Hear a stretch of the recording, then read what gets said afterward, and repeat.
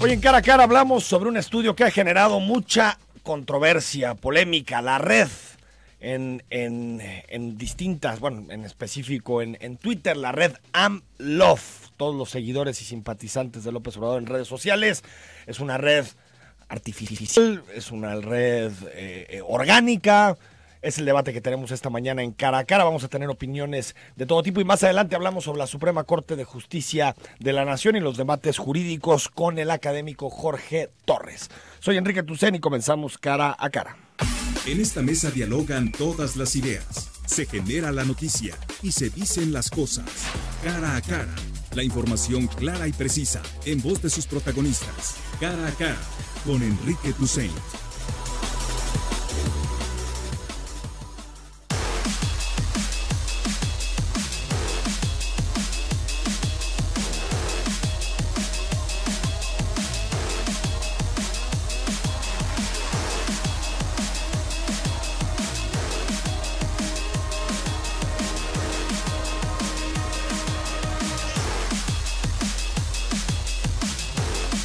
De la mañana con 5 minutos, el WhatsApp está abierto y a tu disposición 33 18 80 76 41. Por cierto, ayer se aprobó el crédito por 5,250 millones de pesos en el Congreso del Estado. Ha habido opiniones a favor, en contra, las hemos tenido esta semana en Cara a Cara. Si nos quieres escribir, mandar un mensaje, tu comentario sobre el crédito pedido por la administración de Enrique Alfaro, ahí está el WhatsApp.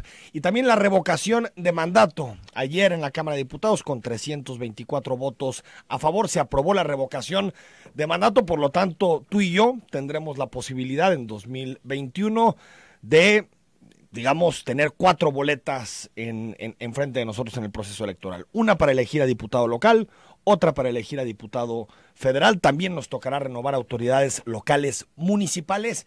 Y una cuarta en donde la pregunta va a ser algo así como: ¿quieres que López Obrador siga siendo presidente de la República o revocas el mandato? Mucha polémica, controversia. Ayer los diputados de oposición tomaron la tribuna para expresar su descontento con los cambios legislativos. Por lo tanto, si quieres opinar de cualquiera de los temas, te escuchamos.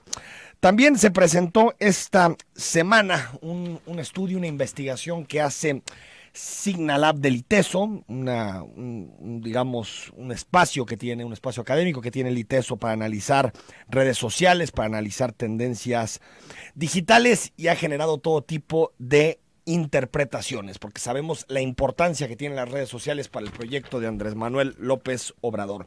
Y hoy nos acompaña Jan Bona, él es investigador de Signalab y es parte, por supuesto, de la comunidad del ITESO. Jan, ¿cómo estás? Buenos días, muy bien, muchas gracias por la invitación. A ver, platícanos un poquito del estudio, de dónde surgió la idea, cuándo comenzaron a hacer esta investigación.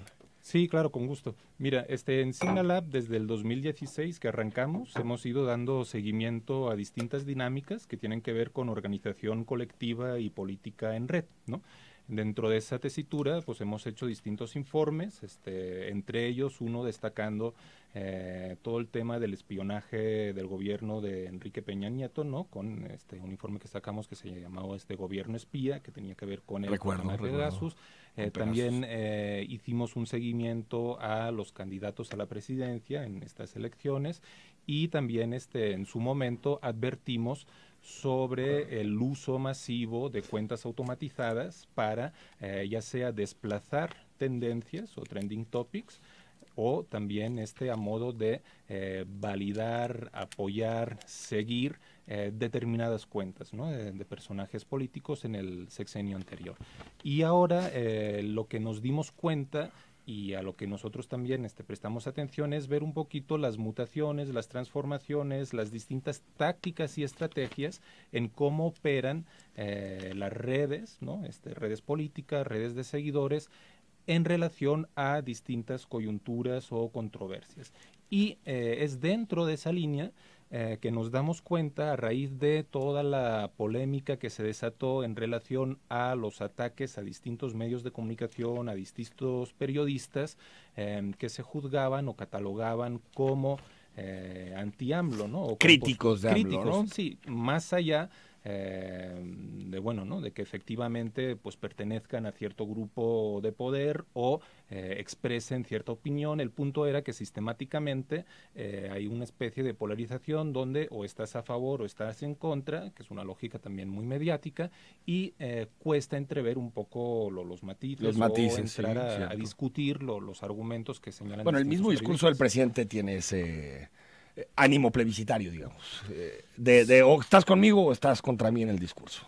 Sí, de hecho, una de las respuestas que tuvo nuestro informe fue en ese tono, ¿no? O sea, Andrés Manuel López Obrador respondió acerca de nuestro informe como si fuera un ataque, lo encuadró como si fuera un ataque y él aseguró de mis adversarios, que no era cierto, prensa fifí, etcétera, etcétera. Y en realidad nosotros en el informe que publicamos en ninguna línea hay ningún tipo de elemento, información que señale que es un ataque. Es más, la respuesta fue no somos bots, y de hecho precisamente nosotros lo que señalamos en el informe, y es la novedad política, es que esta red de seguidores principalmente no se constituye de bots. Sin embargo, muchas de las cuentas presentan un patrón de actividad similar a las cuentas automatizadas. Tanto es así que varios de los programas que usamos para filtrar y que nos dicen más o menos cuál es la probabilidad que una cuenta tenga ese comportamiento automatizado, nos dieron varias de esas cuentas con altas probabilidades de ser bots, ¿no? Entonces, bueno, si hay eso, hay también una persecución, agresión sistemática, ¿no?, a periodistas, y nos pareció importante señalar ese hecho, señalar que existía la producción de un clima social, ¿no?, que tiene que ver con ese tipo de relación con la prensa y cómo operaba esta red, que son redes que operan de una forma cualitativamente distinta a cómo operaban las redes de Peña Nieto, por ejemplo, ¿no? Ahora, explícanos un poquito, Jan, cómo llegan a esas conclusiones, cuál es la base metodológica, a través de qué tipo de instrumentos levantaron la información, porque por las opiniones que he leído tanto en redes sociales como en otros espacios, tengo la impresión que ahí está la controversia. Si la evidencia que ustedes utilizan es significativa como para llegar precisamente ya a estas conclusiones que me estás compartiendo. Claro, de hecho pusimos a disposición el informe precisamente para eso, ¿no? Para transparentar la metodología, e incluso si hubiera investigadores en Big Data interesados, el laboratorio de Buenalid coloca a disposición el dataset, ¿no?, del cual nosotros partimos. Te comento, nosotros lo que hicimos en un primer momento fue descargar todos aquellos tweets que durante el periodo de más o menos 1 o 2 semanas vimos que se movían alrededor de 3 tendencias, ¿no? Que era no soy bot, soy real, propiamente el hashtag de Red AMLO, okay, y otro hashtag que era reforma todo lo deforma, ¿no? De esa descarga salieron unos 98,000 tweets, más o menos. Obviamente, si uno acude a metodologías del siglo XIX y rastrea uno por uno cada tuit, pues se va a volver loco, ¿no? No, pues 98,000. La cabeza, ¿no? Imagínate cómo despiertas el día de mañana después de leerte 98,000 tweets, ¿no? De hecho, es significativo, mucha gente, muchos youtubers, mucha gente que está en medios dice, oye, el cuerpo humano no está preparado para recibir más de 200 comentarios sobre tu persona al día, ¿no? O sea, te vuelves loco. Bueno, entonces tenemos, gracias a Dios, ciertos programas que nos ayudan a hacer un primer filtraje de esos tweets, ¿no? En función, por ejemplo, de su grado de actividad, qué tanto las cuentas que identificamos en los tweets son cuentas que son muy interactivas, emiten, difunden, o más bien son cuentas que son muy comentadas, muy retuiteadas, ¿no? Es lo que en el informe comentamos como grado de entrada, grado de salida, tiene que ver con eso, ¿no? Ese es un primer filtro muy básico, muy sencillo, pero sucesivamente vamos filtrando y cribando. De esas 98,000 tweets identificamos 176 cuentas como las más activas dentro de esa descarga, ¿de acuerdo? O sea, las que más interactuaron. Esas cuentas, una vez identificadas, las pasamos por otro filtro de detección de cuentas automatizadas, ¿no? De bots. O sea, una cuenta automatizada puede ser algo tan sencillo como una cuenta programada para que cada vez que sea la hora en punto, esa cuenta te dé la hora en náhuatl, por ejemplo, ¿no? Y pues tú sí, y eso es un bot, ¿no? O sea, un bot no necesariamente tiene que ser una malo. Cuenta automatizada. Es una cuenta automatizada, ¿no? Y esos scripts detectan esos patrones. Entonces corrimos 3 programas distintos y lo que nos dimos cuenta es que nos arrojaban resultados muy dispares. O sea, realmente no había un consenso técnico o no había una forma a partir de esos programas de determinar a ciencia cierta si eso había una alta probabilidad de ser bot o no. Entonces dijimos, bueno, ¿qué está pasando aquí? Vamos a examinar más en detalle estas cuentas. Y es cuando ahí vemos que hay diferenciaciones en relación a 4 aspectos, ¿no? Hay cuentas que son cuentas de seguidores, vamos a decir, no sé si orgánicos, naturales o seguidores de AMLO, fans, los llamamos nosotros, ¿de acuerdo? AMLovers, como los conocemos, AMLovers. ¿Sí? Y bueno, pues ellos van tuiteando, a veces tuitean mucho, a veces poco, pero apoyan, existen difunden. y tienen una cierta vida en red orgánica. Totalmente, sí. Aparte de eso, vemos que hay unas pocas cuentas que nosotros las llamamos MC en alusión a los Masters of Ceremony, ¿no? Dentro del hip hop, pues el MC es aquel que tiene el micrófono, sabe un poco tras bambalinas más o menos cómo está la audiencia, en tiempo real puede ajustar las métricas, el flow, ¿no? Es un poco el frontman, ¿no? El que dirige el auditorio y sabe dirigirse a ese auditorio, ¿no? Y estos los llamamos MCs porque son cuentas que no necesariamente retuitean o difunden mucho contenido, pero son los que dan pauta. Marcan la tendencia. Marcan la tendencia. O sea, si para poner... Bueno, saludo. Omar García, ¿cómo estás? ¿Qué tal? ¿Cómo están? Muy buenos días, buenos días. Bueno, ahorita sí que seguramente tienes muchas dudas que se las pasamos a Jan, pero es, digamos, si el tema importante en la campaña, en la mañana era, no sé, Riquín Canallín, estas cuentas eran las que generaban esa tendencia. Sí, digamos que el mensaje que ellos dan es mensaje que se repite por lo que nosotros vemos como otro tipo de categoría que lo llamamos el coro, ¿no? El chorus es el que repite el estribillo, entonces el MC dice hay que desmentir esta información y va a haber muchas cuentas que van a ir a desmentir esa información. Ya. Cabe aclarar que y esta también es una novedad que vimos, a diferencia de aquellas entidades o cuentas o figuras que contratan cuentas automatizadas, ¿no? Y las programan de antemano para desplazar tendencias, etcétera, etcétera. Aquí el mecanismo de inclusión en esta red es muy interesante porque por un lado apela no a un contenido ideológico necesariamente, sino a un factor de reconocimiento identitario, ¿no? Es decir... Se cohesiona. Sí, pero ahí va. Tú tienes pocos seguidores en tu cuenta, ¿de acuerdo? Si entras en esta red te ofrece que todos los que están en la red, en teoría, te sigan, ¿no? Entonces, de la noche a la mañana vas a pasar quizá de tener 80 seguidores a tener 3,000 seguidores en tu cuenta. Y a cambio se pide que tú sigas también a todos los que están en esa cuenta. De hecho, en las descargas que hicimos tenemos varios tweets quejándose de, oye, ¿qué pasa, no? O sea, yo te seguí, pero no me estás siguiendo, ¿no? O yo les dice follow a 40 cuentas, pero no me están dando follow a mi cuenta. Entonces te das cuenta, el reclamo es, no me están dando follow, ¿sí? Entonces hay un componente de esta red que es ganar seguidores y extender y hacerla masiva. No con bots, insisto, sino con usuarios que van a presentar una serie de comportamientos que nosotros llamamos atípicos. ¿Por qué? Porque contrastamos el tipo de comportamiento que tenían dentro de esta red con comportamiento de cuentas que también son muy activas, pertenecientes a medios de comunicación o figuras mediáticas, etcétera, etcétera, ¿no? Como Epigenio, Genaro Viramil, Si te parece, Jan, aquí hacemos una pausa para ir al corte y regresamos, retomamos precisamente aquí y también introducimos las opiniones de Omar García. Te recuerdo, estamos hablando sobre redes sociales, la red de Andrés Manuel López Obrador, las benditas redes sociales como él mismo las catalogó. Escríbenos 33 18 80 76 41.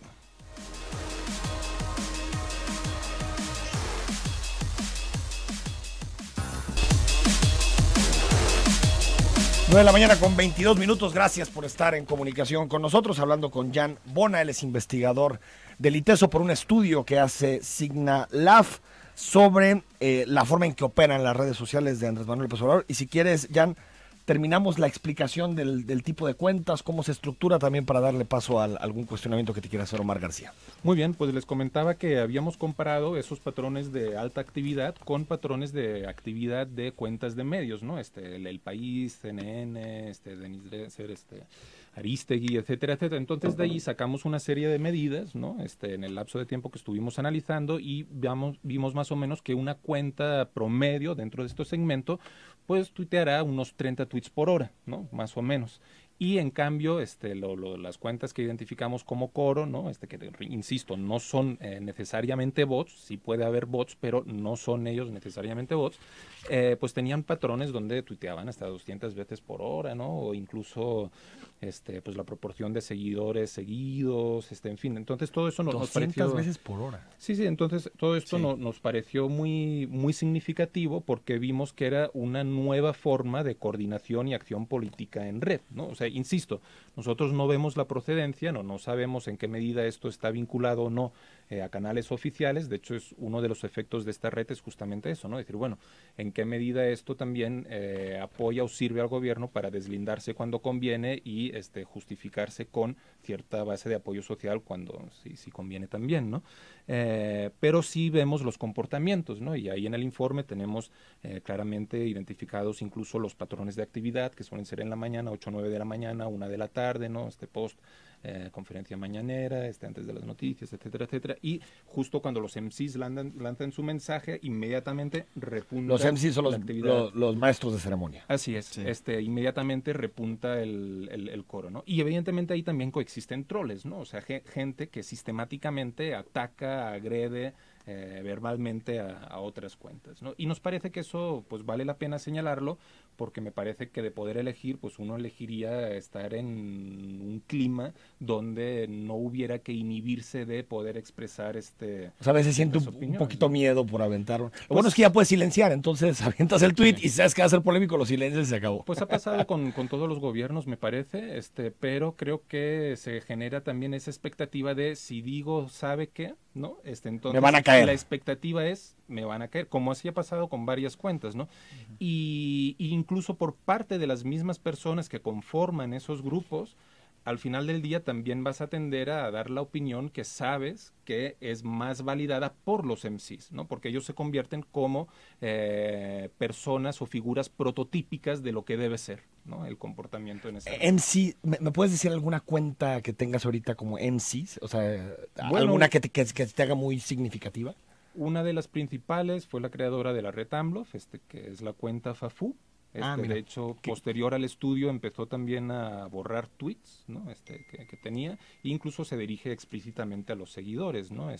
Dejen de insultar, eso no nos viene bien, no nos conviene, favor de seguir esta cuenta, favor de, etcétera, etcétera. Es la que tiene como el Foro TV, como si fuera Foro TV, pero burlándose de Foro TV. Luego también hay otra cuenta, Lofrega, Lofrega, sí lo ubica. Entonces, a esas cuentas, insisto, hablamos de cuentas y no de personas, ¿sí? Porque igual que una cuenta puede ser un MC, luego puede presentar otro tipo de comportamiento que se asemeje más a un troll o a un fan, o sea, es algo dinámico, ¿sí? Ahora, en el lapso de tiempo que nosotros hicimos las descargas, el comportamiento que asignamos a esas cuentas tiene que ver con esa categorización que nos parece añade capas de análisis y complejidad a pensar que, pues bueno, uno no juega los dados, ¿no? O sea, las discusiones no se distribuyen aleatoriamente, sino que hay una intención, hay una direccionalidad y aquí mostramos un poco cómo funciona. Cómo funciona en la práctica. Omar García. Mira, para empezar yo...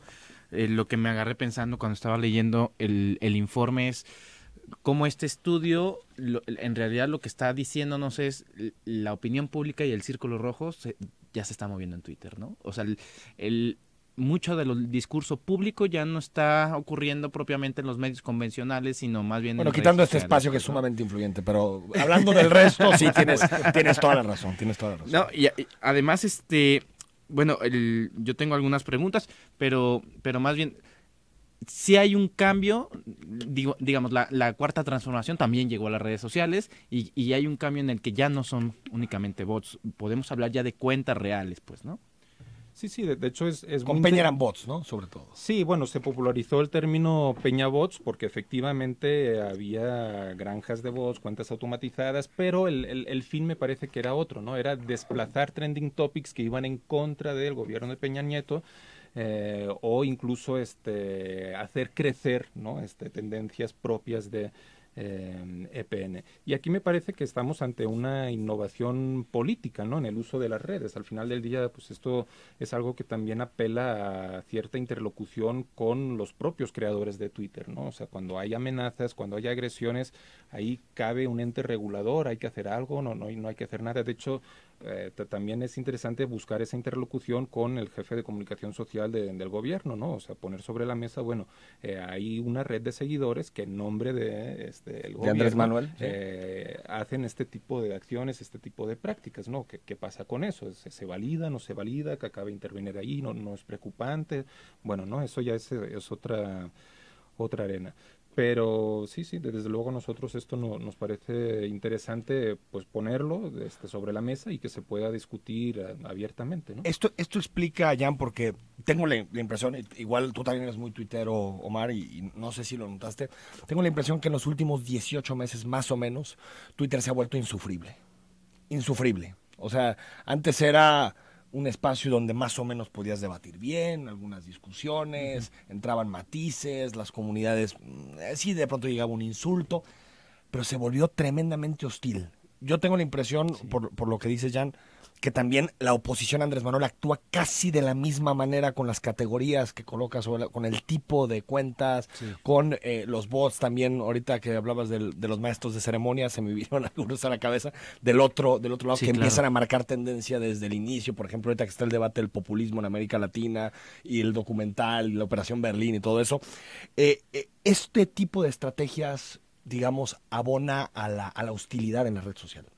Desde tu punto de vista, Jan. Yo diría que quizá el tema de las hostilidades no es tanto estrategia intencional, sino es más bien un efecto, por un lado, por las propias dinámicas de los algoritmos que gobiernan Twitter. Es decir, Twitter ha ido cambiando, ¿no? Los algoritmos. Hubo un tiempo donde para ser trending topic lo que se requería era muchísima gente hablando de algo. Por ejemplo, Justin Bieber, ¿no? Okay. Entonces llegó incluso pues un momento en la historia donde Justin Bieber era trending topic todos los días, ¿no? Eso era molesto para mucha gente, ¿no? Entonces Twitter se dio cuenta de eso y dijo, oye, pero a ver, ¿por qué este trending topic está siempre ahí? Y cambió el algoritmo para hacer trending topic. Entonces ya no es que mucha gente hable sino la velocidad que gana una conversación en un momento dado, ¿no? Yeah. ¿En cuánto tiempo la gente empieza a hablar sobre algo, ¿no? O sea, ¿cuántos tweets por segundo hay sobre Enrique Toussaint, ¿no? Y entonces te conviertes en trending topic, ¿no? En relación a esa velocidad. A la velocidad, no tanto el caudal. Otro efecto de esos algoritmos es que aquello que genera tráfico y visibilidad son posturas extremas, ¿no? Las posturas conciliadoras, las propuestas tienden a quedar más invisibilizadas. ¿Por qué? Porque aquello que causa una emoción más impactante, ¿no? El efecto, oh my God, no, no puede ser, ¿qué me está diciendo? ¿Qué le pasa? ¿No? Está pendejo. Todo esto genera tráfico, genera novedad. Y cuando tú ves eso, o emites un contenido de ese tipo, el algoritmo te va a poner en contacto, te va a sugerir a entrar en contacto con otro contenido que también. Por eso si pones un mensaje con extremo. Determinadas características, ya de pronto la red te está mandando todo el tiempo opiniones de ese tipo. Entonces nos está fanatizando Twitter. Pues algunos autores lo nombran como burbujas de filtro, pero nosotros hablamos de polarización en el sentido en el que hay como un polo que tiene fuerte gravedad, ¿no? Como los MCs, y va a traer otras cuentas hacia esa posición, que suele ser más extrema, ¿no? O más radical.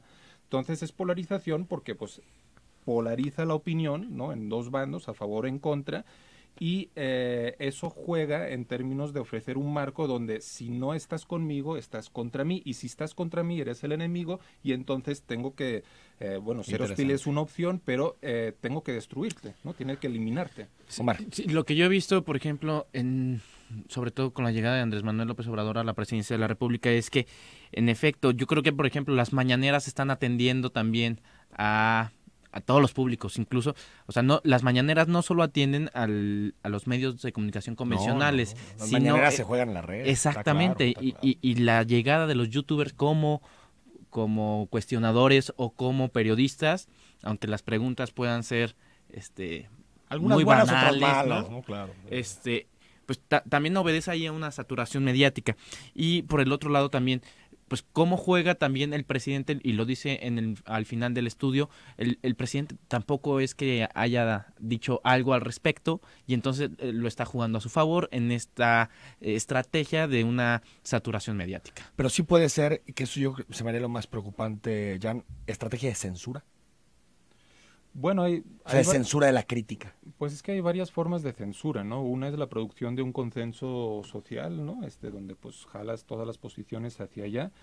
Otra es saturar el espacio mediático, ¿no? No ocupar un centro, sino saturar el espacio, ¿no? Que allá donde te muevas, híjole, aquí también, híjole, aquí también, híjole, aquí también, ¿no? Entonces eso genera que ahí donde vas, pues está este mensaje, ¿no? Y es una forma también de saturar.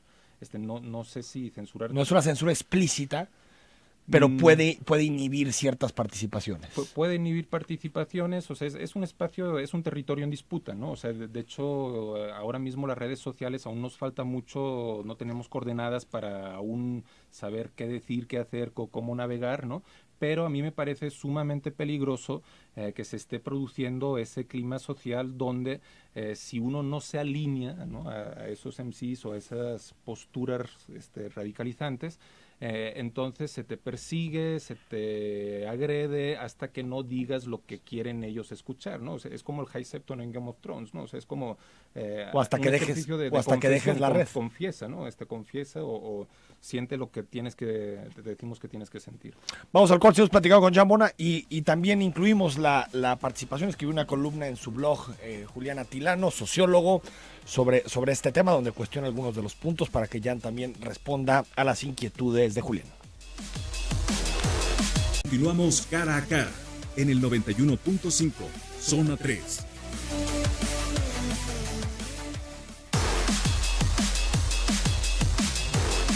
9:38 a.m. Gracias por estar en comunicación con nosotros. Hay comentarios de todo esta mañana. Esperemos tener posibilidad de abordarlos y de discutirlos con Jan Bona, que nos acompaña esta mañana, investigador del ITESO.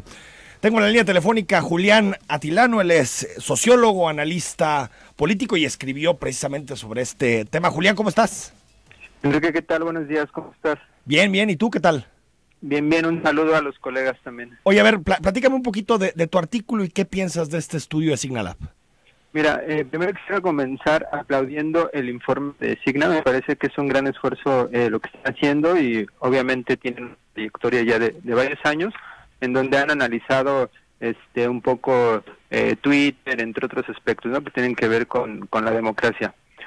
Más allá de eso, a mí me parece que una de las debilidades que tiene el estudio es que hace generalizaciones que no se sostienen por el propio. Es decir, el estudio no se sostiene muchas de sus conclusiones por sí mismo. Por ejemplo, me parece que es muy arriesgado anclar el texto en un contexto en donde señalan la preocupante polarización, ¿no? ¿Cómo podemos o con qué evidencia podemos decir que en México hay una preocupante polarización? ¿Qué indicadores podríamos tener al respecto? No señala ninguno. Incluso en el blog que escribo, contrariamente digo, qué mejor forma de ver que no hay una polarización que el índice de aprobación del presidente. Sí. ¿No? Me parece que eso es un argumento importante frente a otros contextos. O sea, yo podría decir polarización, sí, en Venezuela tal vez polarización, sí, tal vez incluso en México, pero del 2006, ¿no? Sí. Pero en este momento hablar de polarización me parece que es un exceso. Asimismo, señalo que pues no hay suficiente evidencia, ¿no?, que está mostrando en el texto de sí, porque se centra al final, o el de alguna forma de la investigación es un hashtag RedMlob, y a partir de ahí tienen las conclusiones. Twitter solo es un hashtag, Twitter es la conversación pública, el título de la investigación tiene que ver con democracia, libertad de expresión y esfera digital. Sí. Entonces, aparte de un hashtag, señalar que hay un proceso de censura, por ejemplo, me parece que es un exceso.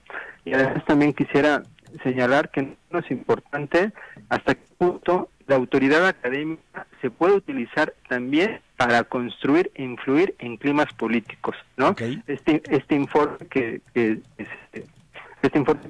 Te estamos perdiendo un poquito, Julián.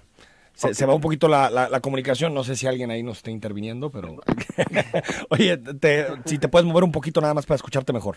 A ver. Ya estamos mejor. Adelante. Sí.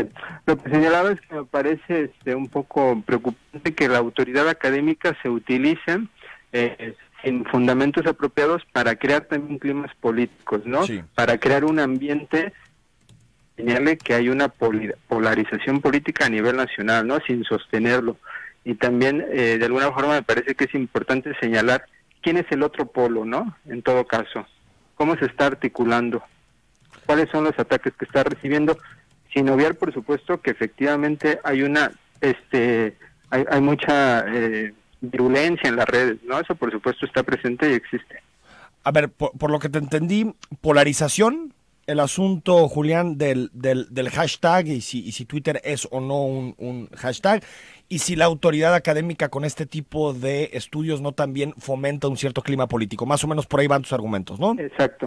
A ver, Jan, si quieres ayudarnos a responder estos señalamientos. Sí, claro, pues agradezco los señalamientos. De hecho, el hecho de abrir y promover, difundir el informe tiene que ver también con eso, ¿no? Que se pueda discutir sobre el mismo. Ahora, me parece importante hacer una serie de aclaraciones. Si hablamos de Twitter, no estamos hablando de Internet. De hecho, la encuesta de aprobación a AMLO, 8 de cada 10, no creo que sea 8 de cada 10 internautas, ¿no? Entonces, en México, 100 y algo millones de habitantes, Internet, pues serán unos 75, 76 millones de habitantes según el INEGI, si no recuerdo mal, y de ahí la cosa va para abajo, ¿no? Facebook, WhatsApp, y Twitter es una fracción pequeña en relación al uso de otras redes sociales. Ahora, dentro del universo de Twitter, hablamos de polarización. Hay varias formas de entender polarización y ahí quizá nosotros no nos explicamos del todo en el informe. La forma más clásica de polarización viene de la teoría marxista y tiene que ver más con un tema de desigualdad social, ¿no? En la medida en que surgen empleos cualificados, pues se polarizan dentro de las clases sociales aquellos que van a tener un mejor salario, aquellos que menos, y esa es una noción de polarización, ¿no? Por ejemplo, y no tiene que ver con el número, ¿no? Es una polarización en términos de clases sociales. Luego hay otra forma de polarización que es más afín a lo que nosotros comentamos en el estudio, que es por parte de otro autor, que es Henri Tajfel, un psicólogo social, y él tiene toda una teoría sobre identidad grupal y tiene que ver con grupos, otra vez, no con números, con grupos. Y ahí sí identificamos, porque el propio algoritmo que usamos pues tiene una medida de modularidad y esa medida más o menos te reagrupa aquellas cuentas, aquellos nodos que comparten más elementos entre sí, comparten menos con otros, que sin embargo también comparten entre ellos, ¿no? Y es a partir de esa división o categorización en grupos que identificamos las cuentas que nombramos MCs como aquellas cuentas prototípicas hacia las cuales tiende a sumarse la postura de otras cuentas, ¿no? Y ese es el efecto de polarización, como de gravedad, si quieres verlo, ¿no? Algo que atrae a algo, ¿no? Y polariza. Estoy de acuerdo que quizá algo que nos daría más fuerza es poder ofrecer indicadores, quizá matizar también eso, pero en ningún caso me parece que sea un exceso hablar de polarización. Primero porque no somos nosotros los que hablamos de polarización, o no únicamente nosotros, sino que es una tendencia que estamos viendo desde las fake news y es intencionada, ¿no? Para confrontar segmentos de la población que inicialmente no estaban confrontados, incluso llegando a agresiones físicas en la calle, ¿no? A raíz de esos procesos. Pero, como digo, pues habrá que atender ese elemento. Y luego sobre el clima político, pues a mí me parece que necesitamos cada vez más saberes expertos, no menos, ¿no?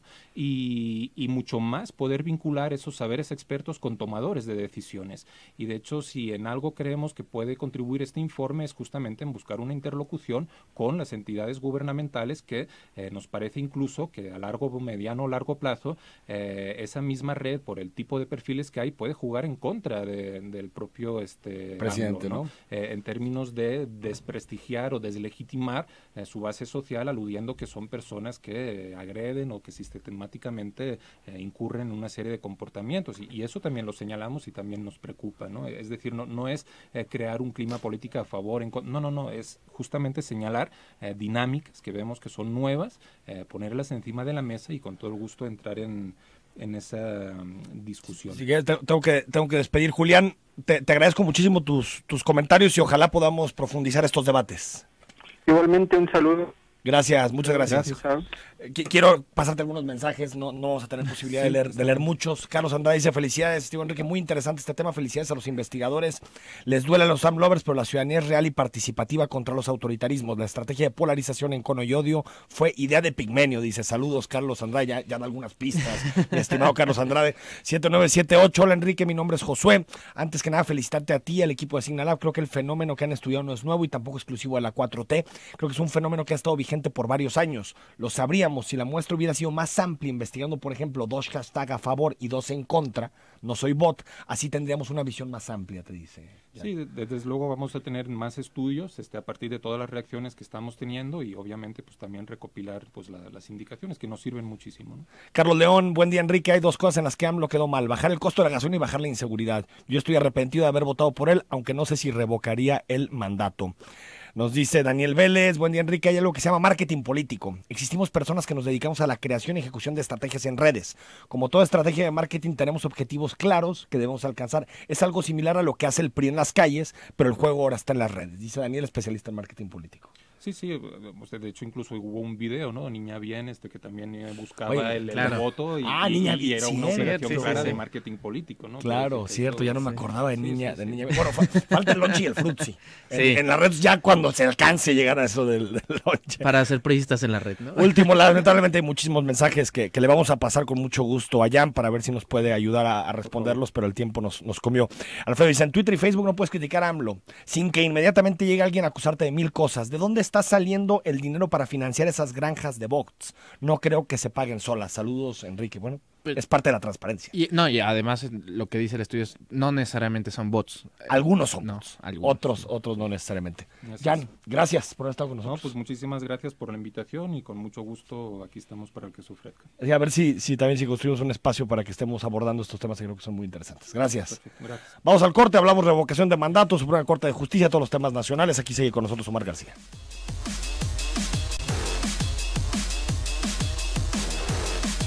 9 de la mañana con 51 minutos. Gracias por estar en comunicación con nosotros. Muchísimos asuntos que están planteados. La verdad es que el estudio está muy interesante. Si le puedes dar una revisada, más allá de lo que colocaba Julián sobre la mesa, Omar, creo que es muy interesante que empecemos a analizar con seriedad y con categorías lo que pasa en redes sociales. Sí, o sea, la verdad, lo bueno de este estudio es que ofrece una metodología muy clara de cómo lo realiza y además, lo decíamos en el corte, pues no nos ayuda a clarificar que estas hipótesis en realidad, o sea, lo que tú estás viendo en Twitter tiene una explicación, ¿no? Exactamente.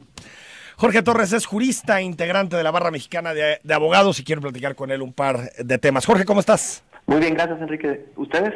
Bien, todo en orden. Oye, antes de hablar del nombramiento de Esquivel en la Suprema Corte de Justicia, ¿por qué no me das tu opinión sobre el asunto de la revocación de mandato y lo que ayer aprobó la Cámara de Diputados? Bueno, a mí me parece que el ejercicio, digamos, la parte que está equivocada de cómo se está planteando es que se haga al mismo tiempo que las elecciones intermedias. Uh-huh. Okay. Esa es la parte que todo el mundo podemos advertir, que no puede generar un espacio ni de reflexión y de voto independiente entre la selección de mis nuevos representantes a nivel legislativo y de la decisión respecto a si le vuelvo a dar respaldo al presidente o no. Me parece que son temas que deberían estar diferenciados, uh-huh. Que si el ejercicio quisiera hacerse de manera neutral y que brindara información de calidad incluso al propio presidente, pues tendría que hacerlo de manera independiente. Esa sería mi opinión. O sea, creo que sí hay, por supuesto, una estrategia electoral para que Andrés Manuel aparezca en la boleta, Omar, en 2021. Sí, ¿no? sí. Que eso puede ser bueno y malo, ¿eh? No necesariamente, pues, si el presidente trae malos números en ese momento, pues en una de esas es un pasivo. No, pero se están aventando el tiro con el 78% de aprobación en las encuestas. Ahorita. Sí, exacto. Ahorita. Ahora, lo que creo también es que es difícil, no sé qué opinas, Jorge, que tal vez puedas movilizar a mucho electorado en una fecha que no coincida con algunas elecciones ya convocadas, ¿no? Eso podría ser lo justificable de la propuesta, ¿no? Uh-huh. Pues sí, vamos, siempre hay momentos de votación menos populares que otros. Las elecciones intermedias suelen ser, ¿no?, menos concurridas, Pero bueno, me parece que para ser la primera vez que se realice el ejercicio en México, podría hacerse de manera independiente y con una buena participación. Creo que nos han traído revisando muchos temas y creo que habría mucho interés, tanto de quienes lo apoyan como de quienes lo critican, ¿no? Yo no le vería... en general los presidentes les va mal en las intermedias. El último que le fue bien fue a Salinas. Sí, que también en términos de poder tal vez es el más comparable con el momento, por el dominio de las cámaras y todo. Jorge, y sobre el asunto de la reelección, ¿tú ves que se abre la puerta a la reelección o no? Coparmex ha expresado alguna preocupación en este tema. Pues hay señales que la señal me parece más preocupante. No es tanto lo que se ha dicho respecto a si ya no se utiliza el eslogan, si esta revocación de mandato es una preparación. Creo que la parte más preocupante desde mi punto de vista es cómo se han materializado en los últimos días y semanas las votaciones para reformas constitucionales. O sea, es una aplanadora tremenda y me parece que una reforma, esas estructuras constitucionales están ahí para tener estabilidad y para que sea difícil cambiar y que cambiar requiera realmente un consenso tremendamente amplio. Y un convencimiento de que esa es la solución a nuestros problemas como país. Y yo no veo que los representantes populares en el Senado, en la Cámara de Diputados y en las legislaturas locales se estén tomando en serio. Están generando estos procesos más en bloques de partidos de acuerdo a esos temas. Esa es la parte que a mí me preocupa. El nombramiento, Jorge, de Yasmín Esquivel en la Corte, ¿te parece que mina a la Suprema Corte? ¿Te parece que tiene un problema de conflicto de interés por ser la esposa de Riobó? Sí, a ver, yo te diría, si puedo decir dos cosas positivas de su designación. Una es que se haya mandado una terna con 3 mujeres para ocupar un espacio que tenía la ministra Margarita Luna.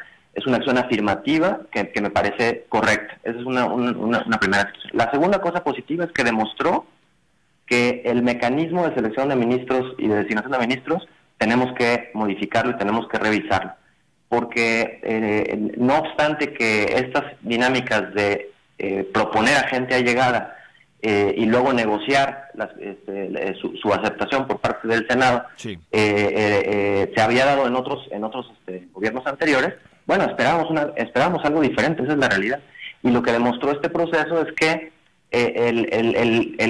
la estructura institucional prevista para que lleguen los mejores perfiles no está resistiendo y depende de la voluntad de las personas que participan. Y creo que tendríamos que tener una mejor estructura para que, con independencia de las personas que participen en la toma de decisiones, el sistema mismo de selección garantice que lleguen personas con perfiles independientes y que protejan la función de la Corte. Bueno, la Corte es la que ha estado realmente transformando la vida jurídica del país, ¿no? Yo pienso, y nuestros derechos y libertades. Por supuesto, es la última línea de defensa. Entonces, me parece que más allá de los méritos personales y más allá de que se ha estado manejando que si es un ataque por cuestiones de género, creo que no tiene nada que ver con eso, ¿no? Si ella fuera la contratista y el marido fuera el candidato a la Corte, sería lo mismo.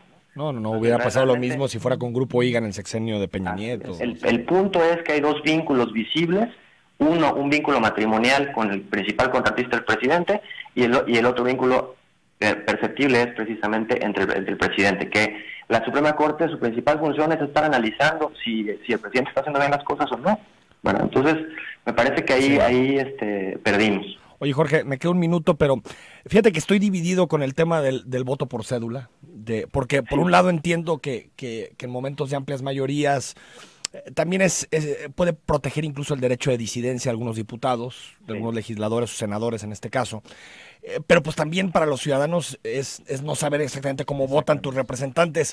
¿Qué opinas de este asunto del voto de cédula y si en este tipo de casos se justifica?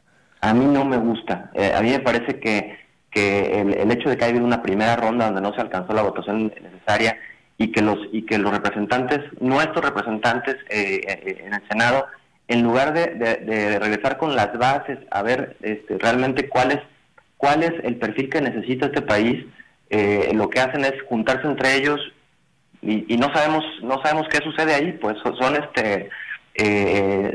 situaciones que no se ventilan, no se transparentan, cuando en realidad las decisiones las tienen que tomar en representación nuestra, y no en representación de sus Sí. de los partidos, ¿no? Esa es la parte que a mí... Sí, el derecho a la información tal vez tendría que estar ahí por encima, ¿no? Sí, por supuesto. Pero Y la además, esta parte donde ellos tengan que asumir también sus decisiones, ¿no? Claro, la responsabilidad de su voto. Sí, tal vez hay algunos asuntos de conciencia y eso donde tendría mis... Pues, o de seguridad. O de seguridad, ahí tendría mis reservas, pero sí, creo que la regla, Jorge, tendría que ser esa, ¿no? Transparentar. Sí. En este caso, ¿no? Seleccionar un perfil para la Suprema Corte es marcar el rumbo del país. Totalmente. Jorge Torres, jurista, integrante de la Barra Mexicana de Abogados, gracias, siempre un placer escucharte. Enrique. Igualmente, a la hora. Que tengan buen día. Gracias, buen día. Gracias, buen día. Hasta luego. Bueno, Omar, nos vamos. Gracias, Enrique. Gracias por habernos acompañado. Pues fin de semana largo por el natalicio de Benito Juárez, no por la primavera. Por cierto, el lunes tenemos una conversación con Javier Hurtado muy interesante sobre Benito Juárez y su papel histórico. Y si hay una semejanza con López Obrador, porque ya ves que a López Obrador le gusta mucho Juárez. Bueno, hasta Emilio González decía que era juarista, imagínate lo popular que es Juárez. Nos vamos, buen fin de semana a todos.